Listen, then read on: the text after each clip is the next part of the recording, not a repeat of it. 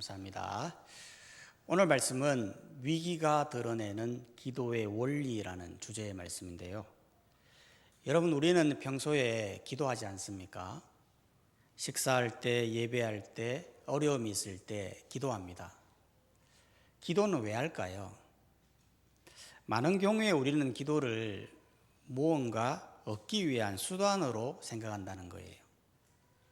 힘들 때 도와달라고, 필요할 때 채워달라고, 문제를 해결해 달라고 하나님께 기도하는 거죠. 물론 이런 기도도 필요합니다. 우리가 하나님의 능력을 의지하여 도와달라는 거 반드시 필요하죠. 하지만 기도가 단지 무언가를 얻기 위한 수단으로만 기도한다면 그 기도는 굉장히 불편하다는 거예요. 실제로 사람들의 관계 속에도 그렇지 않습니까? 예를 들어 친구가 있는데 평소에 연락이 잘 안 되다가 전화가 와서는 한번 보자라고 해서 만났더니 친구야 반갑다 라면서 밥도 사주고 커피도 사주고 하더라는 거예요. 그리고는 끝날 쯤에 이야기하는 거죠. 다음 주에 나 결혼식 있다고 꼭 오라고. 아니면 보험회 회사에 들어갔는데 이거 한번 꼭 가입해 달라고. 그렇게 말해버리면 이 친구는 목적 중심적인 사람이로구나 라고 생각을 한다는 거예요. 기도도 마찬가지입니다. 우리가 하나님의 도움을 요청하는 거 중요하지만 그것이 목적이 된다면 기도가 굉장히 불편한 기도가 될 수 있다는 거예요. 그런 의미에서 오늘 히스기야가 드리는 이 기도를 보면 위기 속에서도 드러나는 기도의 원리가 있다는 거예요.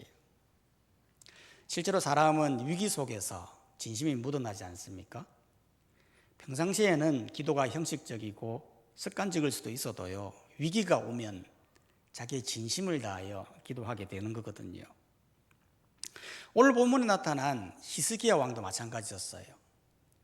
여러분, 지금 히스기야 왕에게 굉장한 위기가 왔거든요. 어떤 위기였냐면 지금 아수르 제국의 왕인 사네립이 유다를 침공하고 예루살렘을 포위해버린 거예요. 이건 아주 심각한 상황이거든요. 포위했다고 하는 것은 봉쇄했다 그 말이에요. 이거는 전쟁을 안 하고도 이기는 전략이지 않습니까? 전쟁을 하면요 피해가 극심해요. 그런데 봉쇄를 해버리면 성 안에 물자가 들어갈 수도 없고 나갈 수도 없는 거예요. 그러면 식량이 부족해지고 물이 부족해지고 그러면 앉아서 굶어 죽으면서 이기게 되는 전쟁이라는 거예요. 그래서 많은 나라들이 이 봉쇄 작전을 많이 쓴다고요. 이번에 이란도 한번 봐보십시오. 이란이 미국에 그렇게 많이 두들겨 맞고도 버틸 수 있었던 건 호르무즈를 봉쇄하면 된다. 그렇게 생각을 했어요. 호르무즈 봉쇄하면 기름값이 폭등하고 그러면 미국도 어쩔 수 없다. 미국이 지게 될 것이다. 라고 생각하고 했는데요. 오히려 미국이 역봉쇄를 하는 거예요. 역봉쇄를 해버리니까 자기들도 못 나가죠. 그러니 상황이 굉장히 어렵게 되면서 종전 한이마니까지도 나오게 되는 거예요. 무엇을 봉쇄한다? 굉장히 큰 위기죠. 유다도 이렇게 봉쇄를 당했는데 이것도 위기지만 아수르의 사령관인 랍사게가요 유다 백성과 히스기야 왕을 조롱하는 거예요. 네가 의뢰하는 것이 무엇이냐? 하나님께서 너를 건지지 말라고 했다. 다른 신들도 못 막는데 너희 하나님으로 되겠냐라면서 온갖 조롱을 쏟아내는 거예요. 이런 위기의 순간에 히스기야 왕은 어떻게 했을까요? 오늘 말씀 1절에 보니까요 이렇게 말하고 있어요. 이사야서 37장 1절에 보면 히스기야 왕이 듣고 자기 옷을 찢고 굵은 베옷을 입고 여호와의 전으로 갔고, 여호와의 전으로 갔다는 거죠. 여호와의 전이 어떤 곳입니까? 성전이지 않습니까? 당시 성전은 하나님이 거하시는 곳으로 알았거든요. 하나님이 거하시는 곳으로 갔다고 하는 것은 하나님께 기도하기 위해 갔다라는 거예요.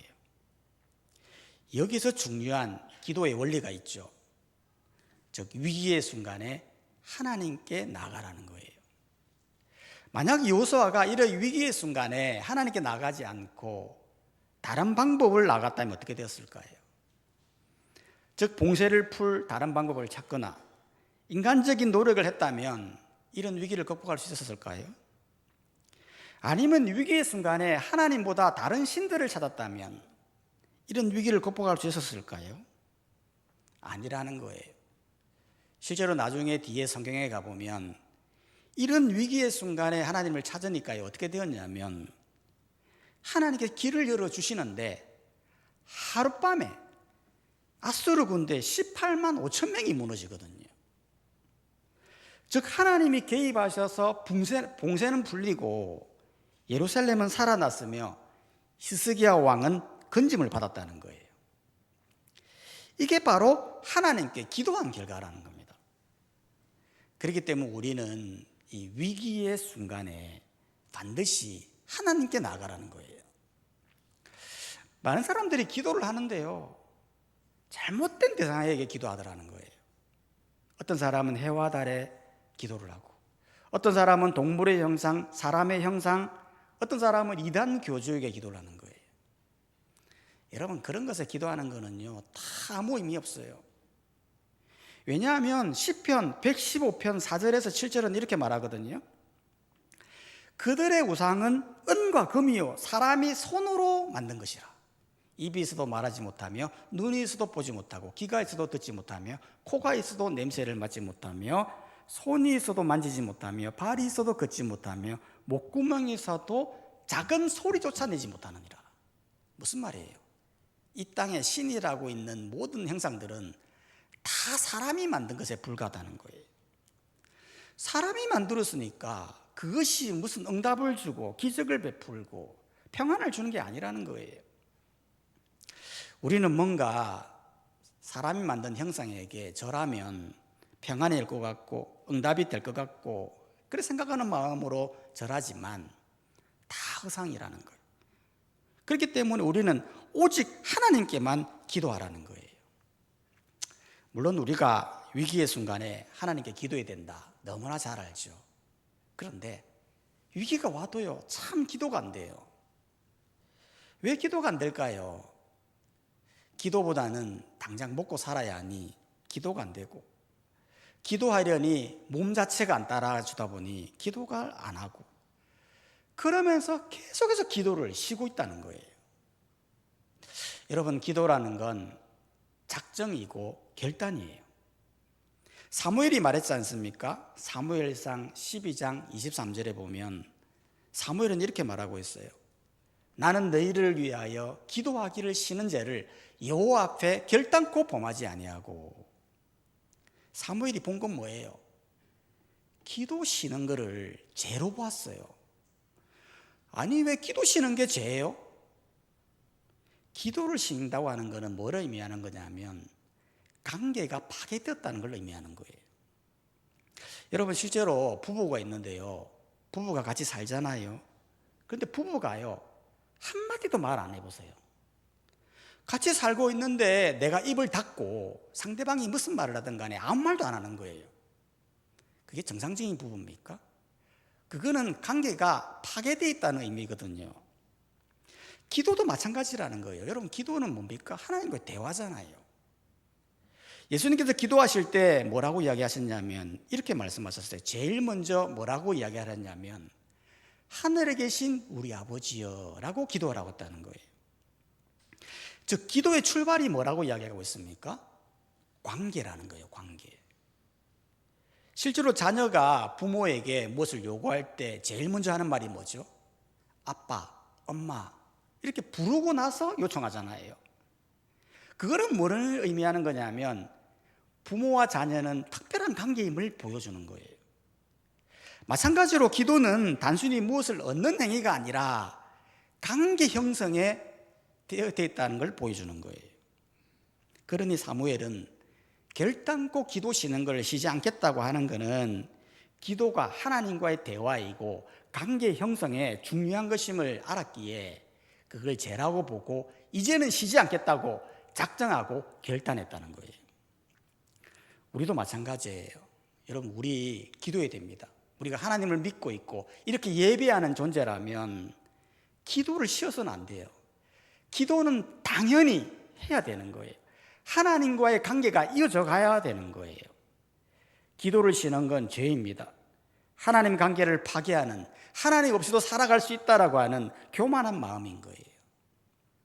우리는 위기의 순간에 하나님께 기도하여 하나님의 관계를 잘 열어가는 성도님들이 되시기를 주의 이름으로 축복합니다.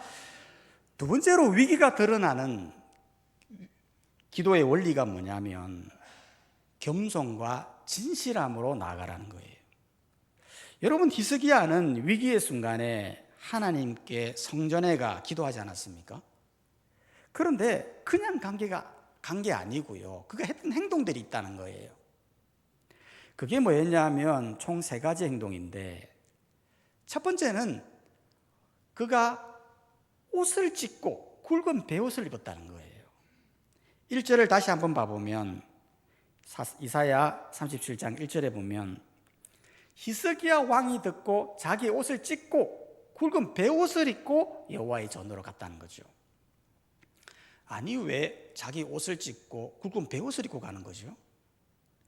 그 이유는 다른 게 아니라 옷을 찢는 행위는요, 당시에 굉장한 슬픔을 만날 때, 또 하나님 앞에서 회개할 일이 있을 때, 자신의 잘못을 인정할 때 옷을 찢었다고 합니다. 즉 히스기야 왕은 왕이지 않습니까? 왕이 자기 옷을 찢었다고 하는 것은 이 옷, 이 힘과 권위는 아무것도 아닙니다. 지금 내가 굉장히 슬프니까 내 힘으로는 이 모든 것을 통제할 수 없으니까 하나님만 바라봅니다 라는 심정으로 옷을 찢었다는 거예요. 굵은 베옷을 입는 것도 마찬가지죠. 당신의 굵은 옷을 입었다고 하는 것은 큰 슬픔을 만날 때예요. 즉 히스기야가 굵은 베옷을 입었다고 하는 것은 나는 왕이 아닙니다, 나는 하나님 앞에서 단지 한 사람일 뿐입니다, 하나님만 의지합니다 라는 심정으로 굵은 베옷을 입고 간 거예요. 즉 위기의 순간에 자기의 모든 것을 다 내려놓는 거예요. 나의 위치, 나의 상황, 나의 모든 것을 다 내려놓고 오직 겸손함과 진실함으로 하나님께 나아가 기도하겠다는 심정으로 나아갔다는 거예요. 바로 기도는, 위기의 순간의 기도는 이래야 된다는 거예요. 나의 모든 것을 다 내려놓고 진실함으로 나아가는 거예요. 실제로 여러분, 물이 흐를 때 보면 물은 위에서 내리지 않습니까? 물이 아래에서 위로 올라가지는 않아요. 기도의 응답도 마찬가지라는 거예요. 여러분, 우리가 기도할 때 왜 답답할까요? 왜 기도가 잘 안 될까요? 그건 자꾸 내가 높은 위치에서 내가 뭔가 해결하려고 하는 그런 자리에서 기도하니까 응답이 안 되는 거예요. 히스기야 왕은 옷을 찢고 베옷을 입으면서 낮은 자세로, 겸손한 모습으로 하나님께 나아가게 됐어요. 낮은 자세로 임하니까 어떻게 되었습니까? 하나님의 그 낮은 자세 위에 은혜의 폭포수로, 기도의 응답으로 역사하시더라는 거예요. 그렇기 때문에 우리는 위기의 순간에 항상 낮은 자세로, 겸손함으로, 진실함으로 나아가야 된다는 거예요. 내 방법, 내 계산, 내 자존심 다 찢고 하나님 앞에 나는 아무것도 없는 존재입니다, 나는 하나님 외에는 의지할 것이 없습니다 라는 자세로 나아가야 됨을 말해주는 거예요. 또한 히스기야 왕은 어떠한 자세로 나아갔습니까? 14절에 보니까요, 이사야서 37장 14절 15절을 보면 히스기야가 그 사자들의 손에서 글을 받아보고 여호와의 전에 올라가서 그 글을 여호와 앞에 펴놓고 여호와께 기도하여 이르되, 즉 아수르 왕은 기도할 때 아수르 왕이 보낸 그 편지를 펴놓고 기도했다는 거예요. 아수르 보낸 편지의 내용이 뭐였습니까? 그 편지 안에는 이런 내용이 들어있었어요.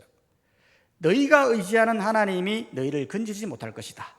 다른 나라들도 망했는데 너희라고 다를까? 너희 하나님도 다른 신들과 똑같다 라는 조롱의 압력의 말이 적혀있던 거예요. 이 편지는 굉장히 위협적이면서도 이스라엘의 믿음을 흔드는 내용이었거든요. 이 편지를 히스기야는 하나님의 앞에 펼쳐놓고 기도했다는 거예요. 아니, 왜 히스기야는 편지를 이렇게 펼쳐놓고 기도하는 거예요? 그 이유는 다른 게 아니라 모든 것을 다 하나님께 맡기는 행위예요. 실제로 편지를 펼쳤다고 하는 것은 이 문제를 감추지 않겠다는 거예요. 있는 그대로 다 하나님께 보여주는 거예요. 하나님, 여기 있습니다. 앗수르 왕이 보낸 편지입니다. 이거 보십시오. 하나님을 모욕하고 있습니다. 하나님을 조롱합니다. 이건 우리의 문제일 뿐만 아니라 하나님과 관련된 문제입니다 라면서 모든 것을 다 오픈하고 하나님께 판단해 달라고, 하나님께서 해결해 달라고 그러면서 기도했다는 거예요. 여러분, 바로 기도가 이런 거예요. 기도는 내가 판단해 가지고 내가 책임지고 내가 해결하는 게 아니에요. 기도는 나 할 수 없습니다. 하나님께 맡깁니다. 하나님이 하시옵소서라고 기도하는 것이 기도의 원리라는 거예요. 여러분, 기도는 다 오픈하는 거예요. 감추는 게 아니에요. 나의 문제, 나의 세세한 문제까지도 다 하나님께, 나의 형편, 나의 어려움, 나의 두려운 모든 감정을 다 오픈하고 하나님께 나아가는 거예요. 하나님, 내 사정이 이렇습니다. 이런 위기를 만났습니다. 내 형편이 있습니다. 나는 너무 힘듭니다. 하나님, 이 문제는 내가 해결할 수가 없습니다. 그러니 하나님께서 하시옵소서라고 맡기는 것이 바로 기도인 것입니다. 베드로전서 5장 7절은 이렇게 말하거든요. 너희 염려를 다 주께 맡기라. 이는 그가 너희를 돌보심이라. 기도를 뭐라고 말하고 있습니까? 주께 맡기는 거라는 거예요. 하나님께 맡기면 하나님이 돌보신다, 하나님이 해결하신다, 그렇게 말하고 있다는 거예요. 그렇기 때문에 위기의 순간에 우리는 어떻게 해야 됩니까?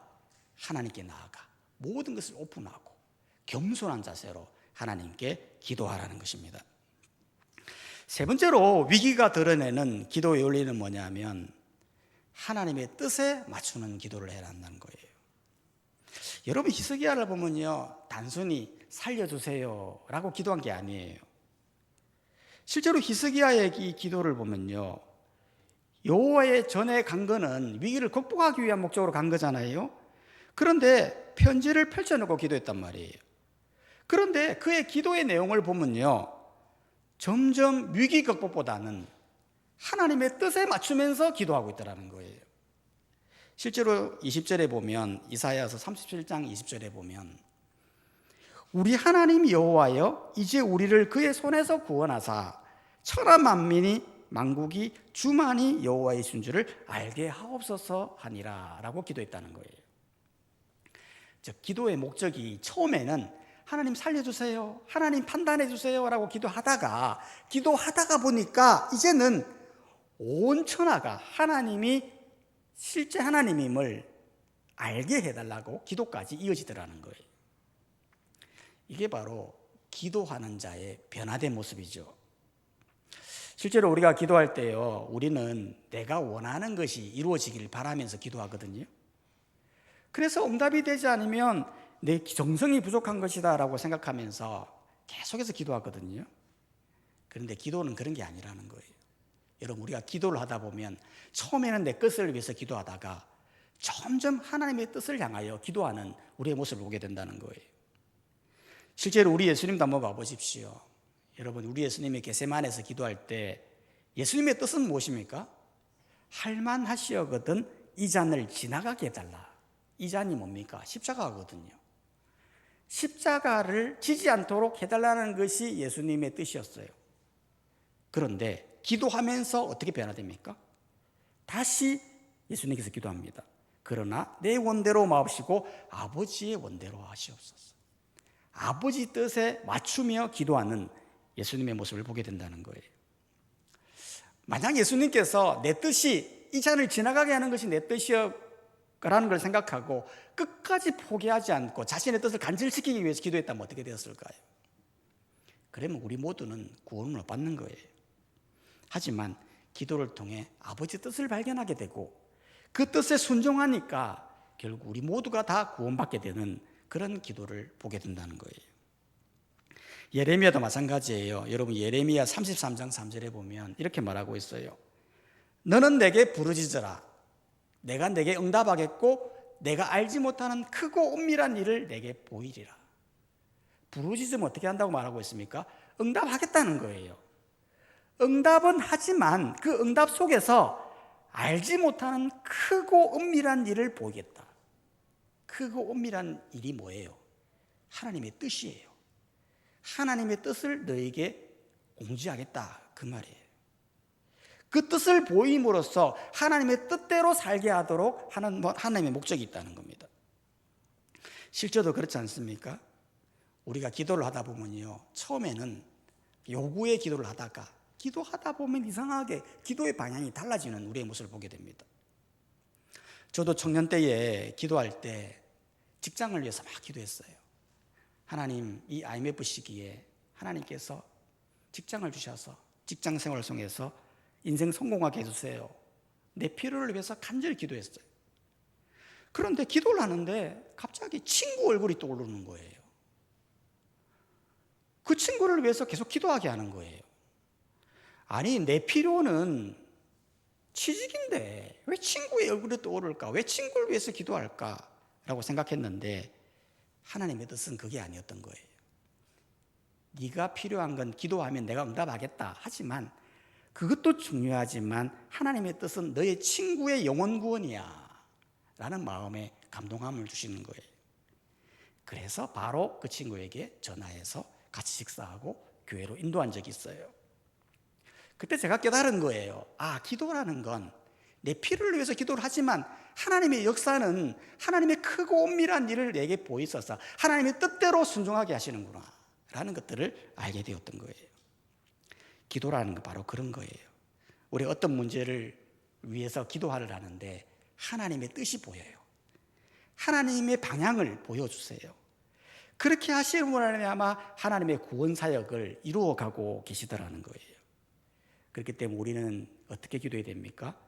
바로 기도를 통하여 하나님의 나의 잘못된 기도를 교정시켜 주시고 하나님의 뜻대로 움직여가는 것을 기억하면서 위기의 순간에 하나님의 뜻을 물으며 찾고 순종하는 우리의 모습이 되어야 한다는 거예요.